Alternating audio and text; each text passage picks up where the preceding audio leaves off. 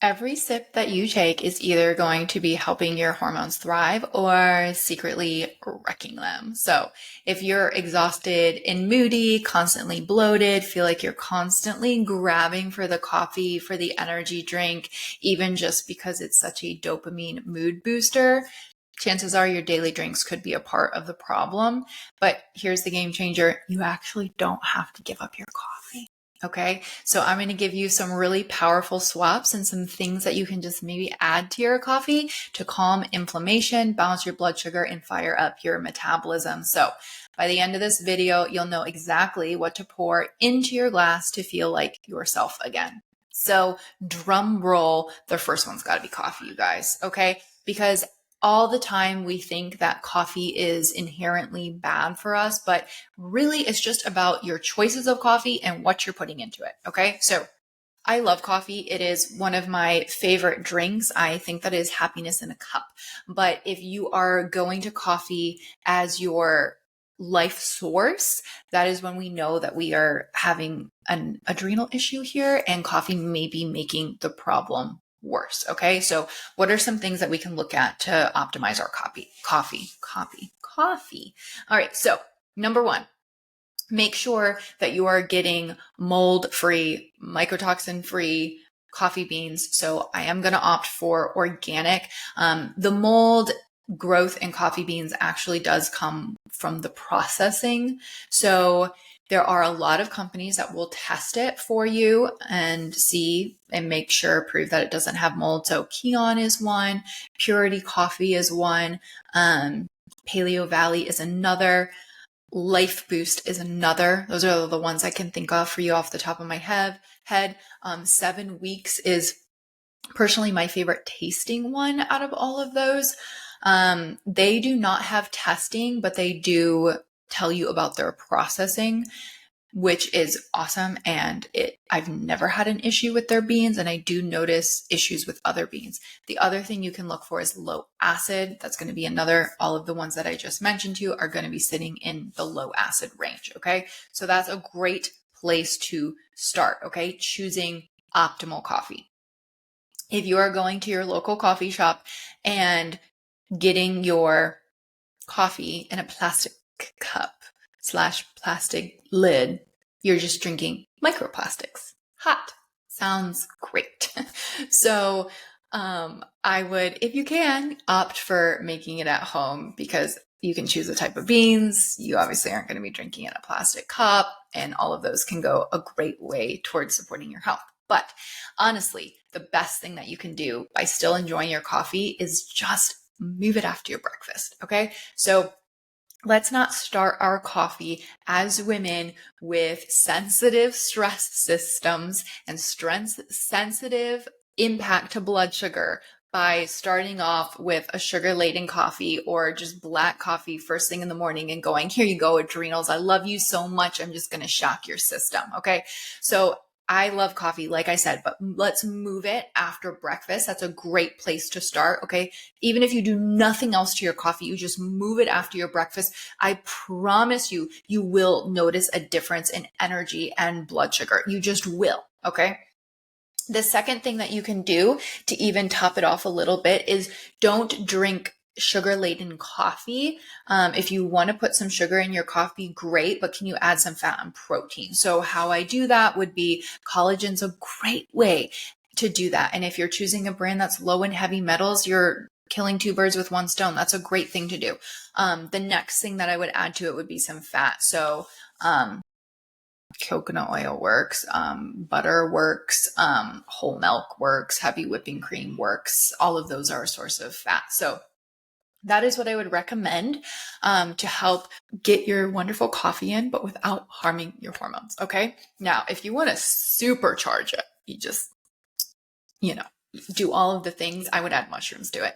So yes, you can buy mushroom coffee, but a lot of times the mushroom coffee you're getting is not going to have a high enough dose of mushrooms to actually be a therapeutic dosage.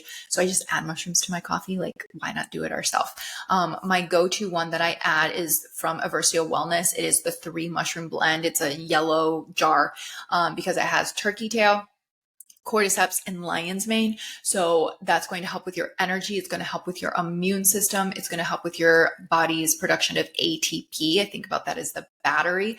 Lion's mane help with focus. So literally you are bringing in your coffee, but you're also supercharging it.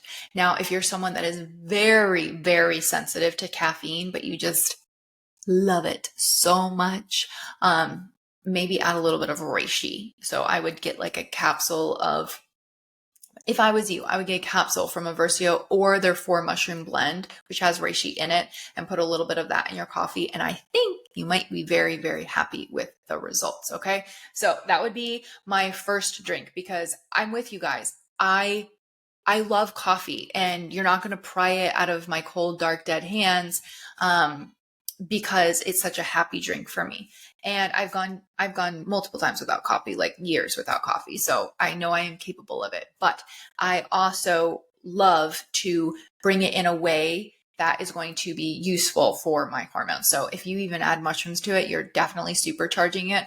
But if you can just push it after your breakfast, have it with that fat and carb, you're doing a massive step forward to support your hormonal balance. Remember, every sip is going to be hurting or helping. We want to help. Okay. So that's going to be number one. The number two is just pay attention to your water. If I were you, I would go to EWG and look up the contaminants that are in your water and make sure your water filters out the contaminants that are in your area. Okay. If you are not filtering your water, you are the filter. And stop.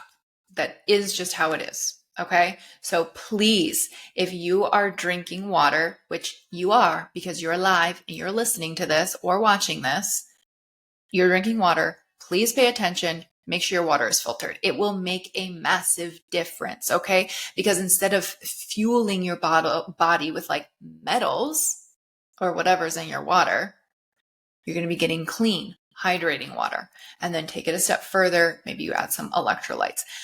I saw there was someone who had posted studies about how women don't sweat out the same amount of electrolytes as men do, which is true, but they therefore were saying that we don't need electrolytes. Now, do I think you need to take electrolytes that have 1,000+ milligrams of sodium in them? Probably not, unless you have really low sodium. But guess what? Sodium and potassium and magnesium, which are in electrolytes, batteries for your adrenals. Batteries. And remember how we just talked about coffee and how we're going to change it around to support our adrenals? Let's go ahead and do the same thing with our water. Can you bring in some electrolytes to support your adrenals? Now, there's a wide range of electrolytes. You can have electrolytes that have no sugar added, but have monk fruit or stevia, depending on how you react with one of those.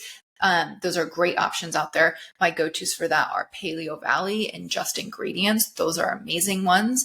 If you want something that has like no stevia, no monk fruit, no flavoring, no nothing, it's just like straight electrolytes.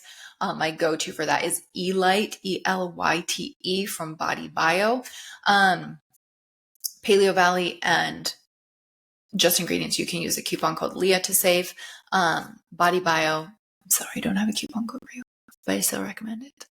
So those are great ones to bring in just to help your overall electrolyte balance to therefore support your adrenals. Okay, now this last one, I call this my hormone happy drink, because I don't know about you, but as we head into warmer months, I mean, honestly, even the summer, I love this. I love to have a warm mug that has something resembling cocoa in it because it makes me happy. Okay, so I have concocted a happy hormone hot chocolate, and I want to share with you the recipe because I think it will also make you happy and it will also support your hormones. Okay. So number one, what I start off with is raw cacao, not baking cocoa. That just has nothing beneficial in it. But raw cacao actually is really high in magnesium. So that's a great one to bring in. I love it for that. I typically will do mine with raw milk. You can do yours with whatever you want. I opt for raw milk because A, it has some protein in it and it has some fat in it.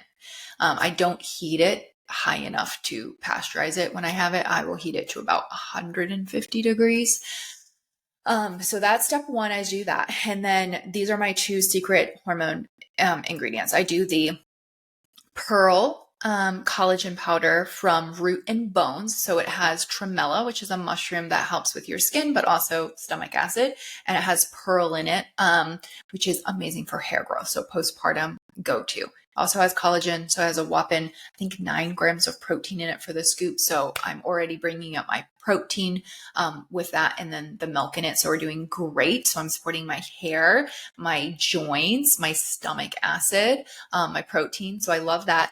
And then I also use the sleep support from Root and Bones as well, because it has saffron in it. So saffron is been shown so many times to be an amazing, amazing, amazing mood support. And it also helps have great sleep. So it has saffron and it has glycine in it, which glycine is one of our amino acids that is very calming and very relaxing and does help with sleep. So again, I'm optimizing my sleep, but I'm also optimizing mood. Saffron is my secret weapon for postpartum anxiety and depression. I always would recommend bringing it in if you're postpartum. I think it's a great one, especially if you're sleep deprived. Bring it in. Okay.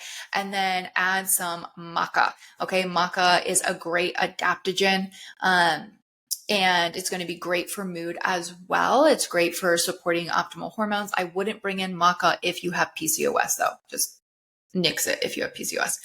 I put a lot of stuff in this. Okay. The next thing that I do is a half a teaspoon of the 4 mushroom blend from Aversio.